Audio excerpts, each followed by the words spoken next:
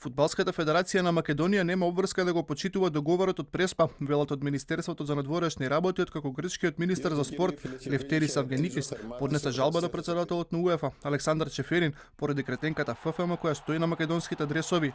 Шефот на македонската дипломатија Бујар Османи вели дека фудбалската федерација е независна и непрофитна организација, а Преспанскиот договор опфаќа само институции кои се финансирани од буџетот. Согласно Преспанскиот договор, прашањето на името е за институции, организации и здруженија кои што примаат државни пари.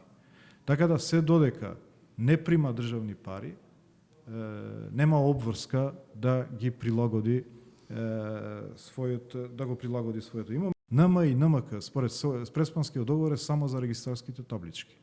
За све друго е МК и МКД. Грчкиот министер во дописот до УЕФА се пожали дека на македонските дресови, според договорот кој земјава го потпиша во 2018 година, треба да пишува НМ или РНМ од англиската верзија на уставното име. За представникот на грчката влада, исто така спорно е името на федерацијата, а од првите луѓе на УЕФА бараат детално да го разгледаат и тоа прашање, бидејќи како што наведуваат е во спротивност со Преспанскиот договор.